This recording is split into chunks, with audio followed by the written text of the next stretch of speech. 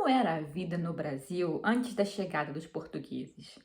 Se você ainda tem essa imagem de florestas intocadas, de pequenos grupos de caçadores-coletores, uma região onde não acontecia muita coisa, você vai se surpreender com o livro que eu trouxe hoje. Mas primeiro, roda a vinheta.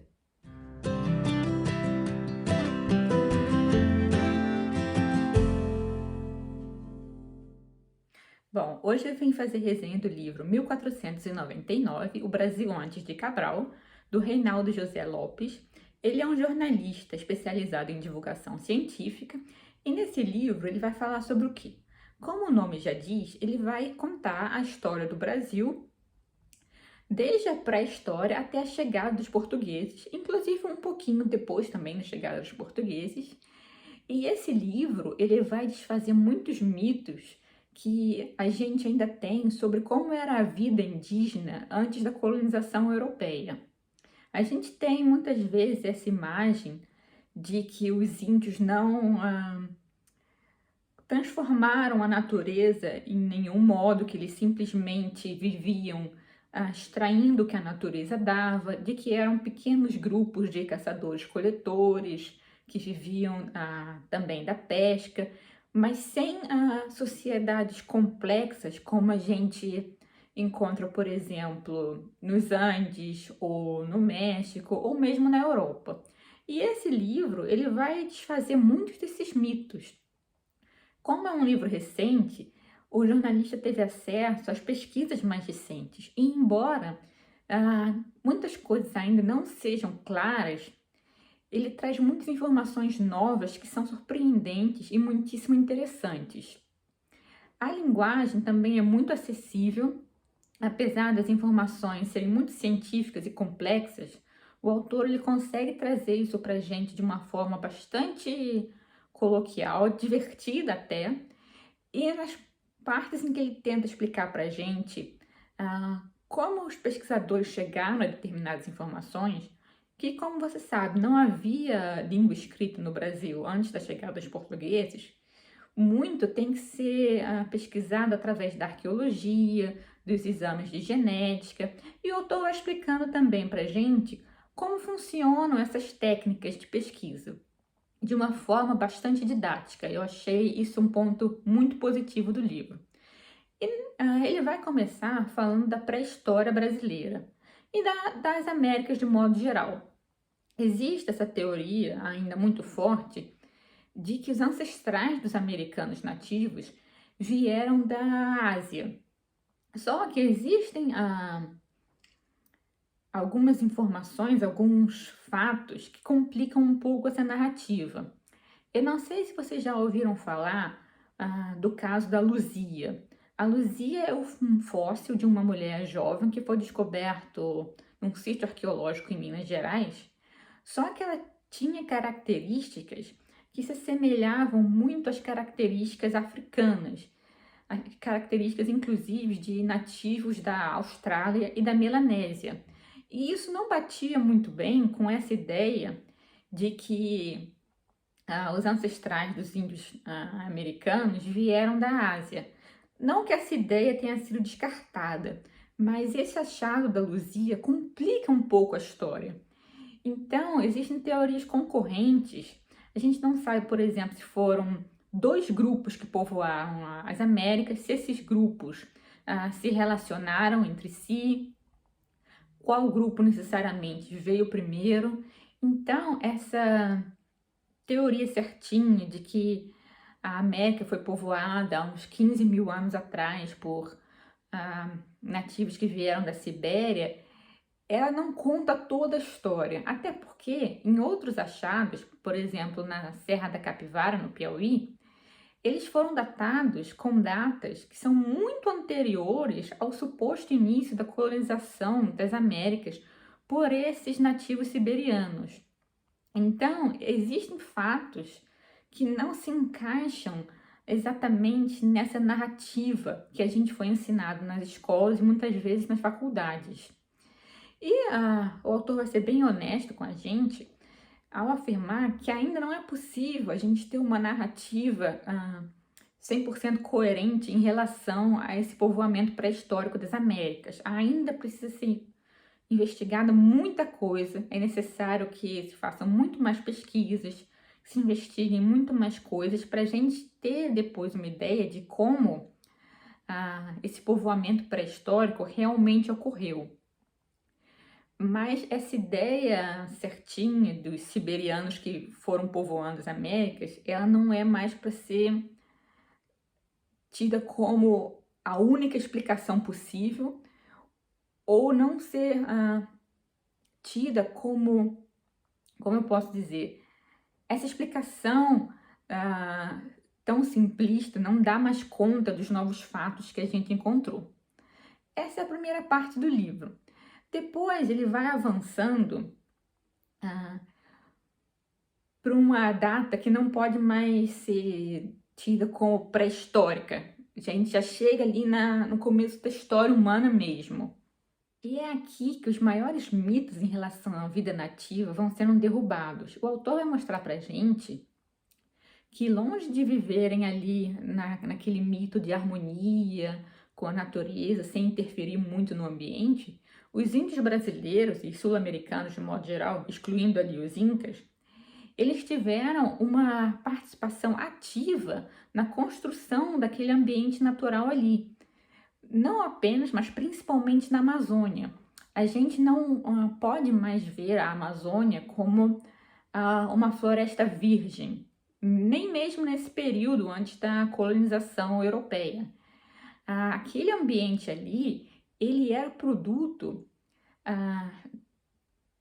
da construção indígena mesmo, tanto em relação à domesticação de diversas espécies vegetais, como mandioca, cacau, açaí, abacaxi, quanto também na construção de paisagens mesmo, da manipulação, por exemplo, de terrenos, da construção de lagoas artificiais para facilitar a pesca, no plantio de determinadas variedades de plantas e, inclusive, na produção do próprio solo. Eu não sei se vocês já ouviram falar nesse termo terra preta de índio. É um tipo de solo criado pelos índios ali da Amazônia, que inclusive é pesquisado hoje pela Embrapa e por outros organismos de agronomia no Brasil, e era um solo que ele era muito mais fértil do que o solo original da floresta, e ele permitia o cultivo de uma forma muito mais produtiva e eficiente. E ainda hoje se procura descobrir como esse solo era formado e que tipo de técnicas esses índios usavam. Mas fica claro aqui que eles tinham um conhecimento bastante avançado da região ali em volta, e eles transformavam aquele ambiente ativamente. Então, a gente tem que pensar nas florestas tropicais do Brasil, não apenas a Amazônia, mas também a Mata Atlântica, a floresta de araucárias no sul do Brasil, não como florestas virgens, mas mais como pomares indígenas, como jardins. E esse é um dado muitíssimo interessante. Uma outra coisa que é interessante é que a gente não tem aqui no Brasil, não tinha, uma agricultura no estilo asiático e europeu. E por isso se pensou durante muito tempo que a população indígena não poderia ter sido muito grande, porque a gente tem essa associação de agricultura com população grande.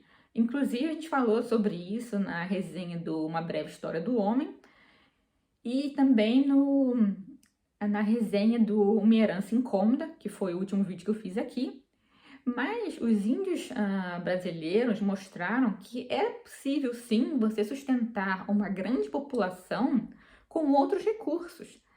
Eles se tornaram tão hábeis na piscicultura que era possível fornecer alimento, uma grande fonte de proteína, para muitas e muitas pessoas na região amazônica ali. Inclusive, estimativas conservadoras falam que naquela região ali da Amazônia, não apenas a Amazônia brasileira, mas a Amazônia de modo geral, chegou a conter mais de 8 milhões de pessoas antes da chegada dos europeus. É muita gente. E essas pessoas, elas viviam ali não apenas em bandos primitivos. Ah, junto com a tecnologia que a gente tem hoje, por exemplo, imagens de satélite e técnicas que permitem a arqueologia descobrir mais coisas, a gente pode inclusive afirmar que haviam cidades na Amazônia. Obviamente, não cidades do tamanho que a gente tem hoje, como Belém, Manaus, mas cidades que seriam tão grandes e tão populosas como antigas cidades gregas e antigas cidades medievais. Cidades que não apenas tinham um grande número de pessoas, inclusive uma organização social até hierárquica, com uma nobreza ali e a plebe, mas essas cidades também estavam conectadas através de estradas. Inclusive, existem relatos de exploradores espanhóis no século XVI, XVII, que vão relatar a presença dessas cidades, dessas estradas e da quantidade enorme de gente que elas abrigavam. Só que por muito tempo, isso foi visto como um relato fantasioso, que não tinha base nenhuma na realidade. Mas hoje em dia a gente vê que esses relatos podem sim ter sido muito fidedignos, porque a gente encontra as sobras, os resquícios dessas cidades. E havia também um sistema de trocas e de navegação bastante avançado. Então eram como se fossem mega aldeias na Amazônia. A gente pode chamar até mesmo de cidade. A gente vai encontrar também um artesanato riquíssimo em complexidade, assim que não faz feio se a gente comparar com a arte da Grécia Antiga, de outras povoações europeias.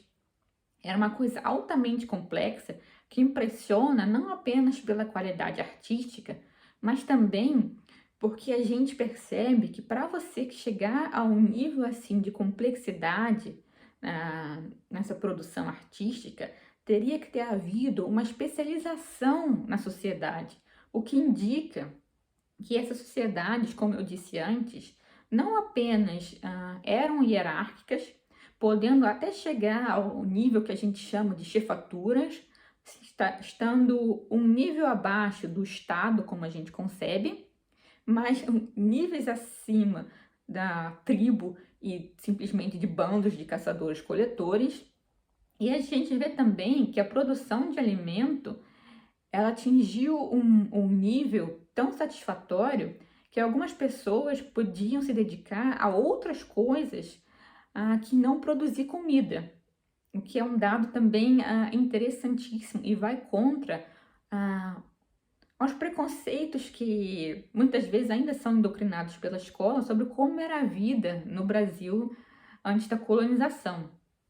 E chegando à época da colonização em si, muita gente ainda pensa que o que fez com que os europeus ganhassem foi a qualidade das armas que eles traziam, principalmente as armas de fogo. Só que o autor vai dizer que, embora sim essas armas de fogo tenham tido um peso nessa conquista, o que foi o fator mais determinante foram as doenças que os europeus trouxeram do Velho Mundo e para as quais os índios não tinham imunidade.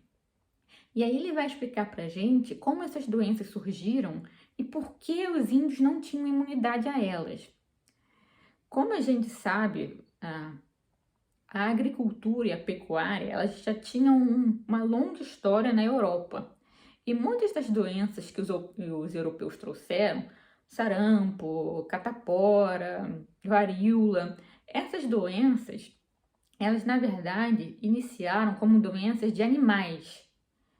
E como os europeus e os asiáticos viviam em uma proximidade muito grande com esses animais, eventualmente essas doenças sofreram mutações e passaram não apenas a passar de um bicho para o outro, mas também dos bichos para o ser humano.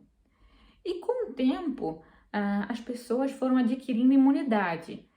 Melhor falando, as pessoas que estavam mais predispostas a sobreviver a essas doenças foram deixando mais descendentes.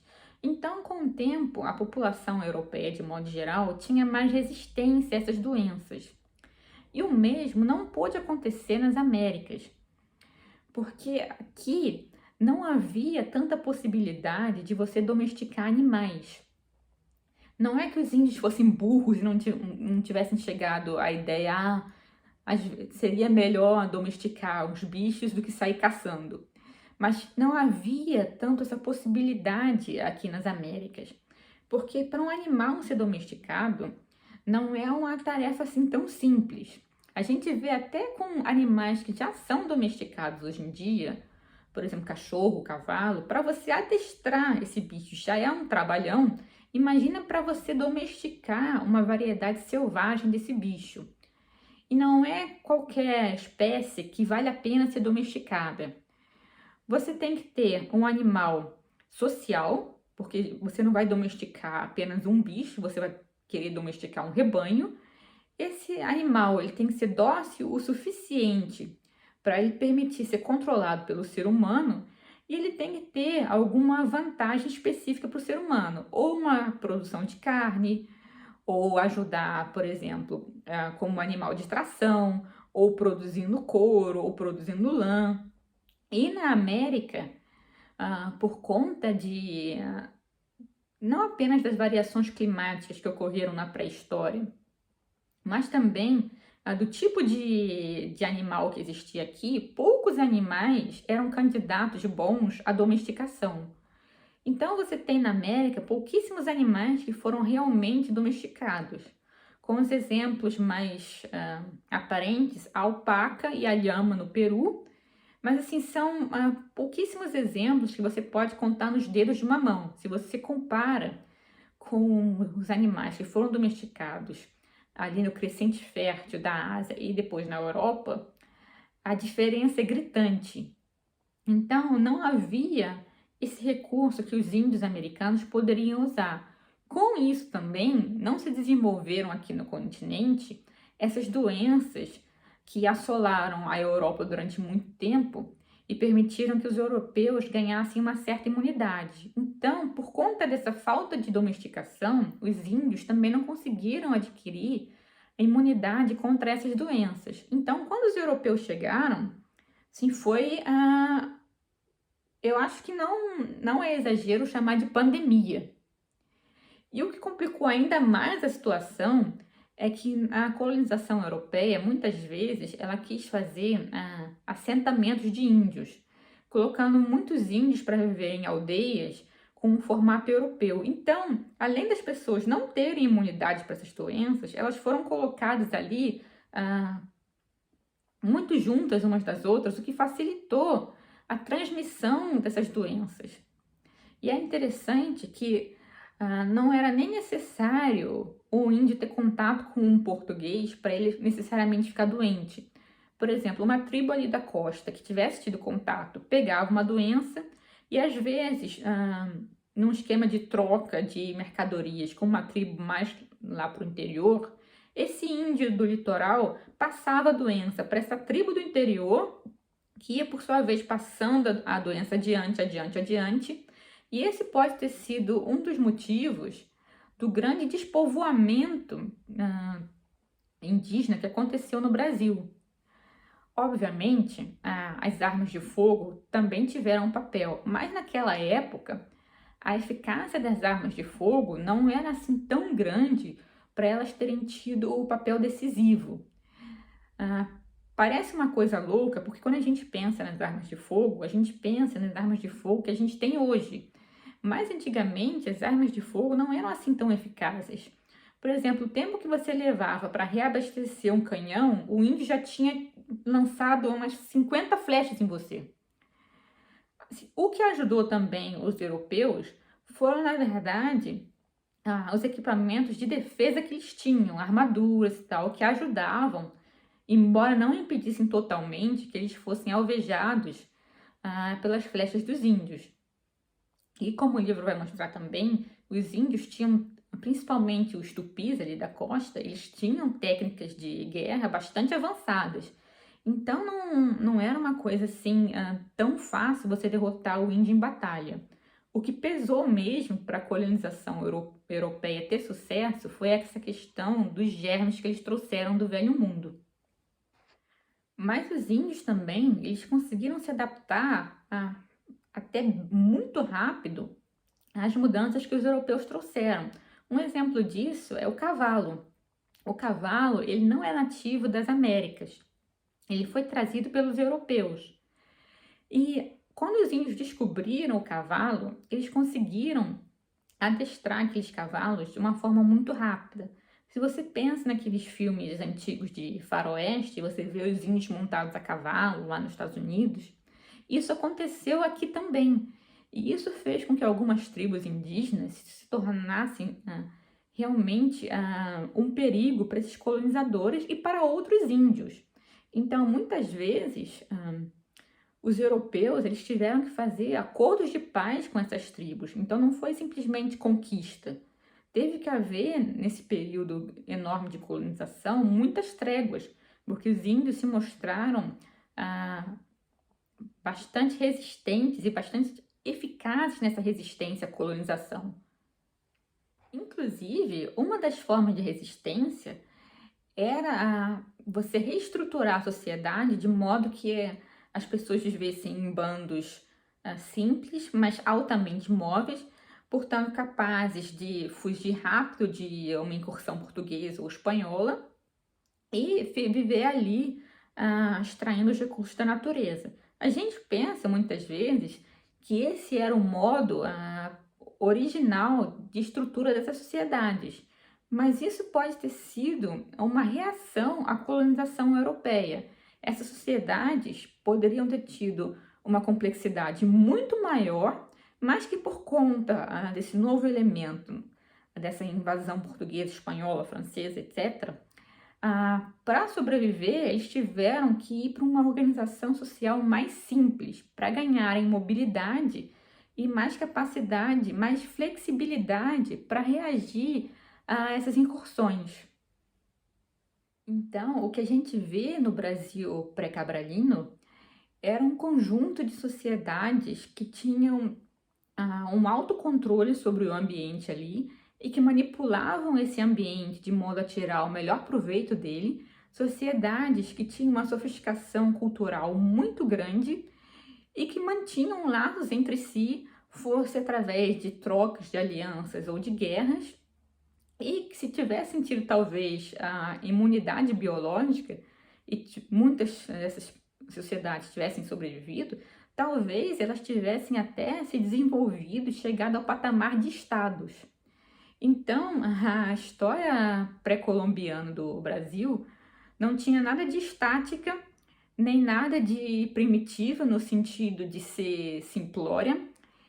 Era um caldeirão de culturas bastante complexas e bastante interessantes. Eu estou animada para ver o que as pesquisadoras e os pesquisadores vão descobrir conforme as técnicas de pesquisa fiquem melhores. Quem sabe daqui a 10 ou 20 anos a gente descubra mais coisas interessantes sobre esse período da história brasileira. Eu gostei muito do livro, eu recomendo bastante. Eu acho que as informações que ele traz vão surpreender a maioria dos leitores. Assim, se você não se dedicou com afinco a estudar a área, eu acho que talvez a maioria das informações vai ser novidade. Então, é um livro riquíssimo em informações, é um livro que te prende. Eu gostaria até que ele tivesse sido mais longo, são menos de 300 páginas, eu gostaria de ter mais informação, mas é uma leitura que eu certamente recomendo. E quem sabe daqui a alguns anos o autor não traz uma parte 2 ou uma edição atualizada desse livro com novas informações, talvez corrigindo algumas teses, talvez confirmando outras. Eu sei que eu gostaria muito de ler. Agora eu quero que você comente aqui abaixo se você já leu, o que você achou. Se você conhece similares, não se esquece de se inscrever no canal, deixar o seu joinha e compartilhar, porque isso ajuda muito, certo? Eu agradeço a sua atenção e a gente vai se ver no próximo vídeo. Beijo, até a próxima.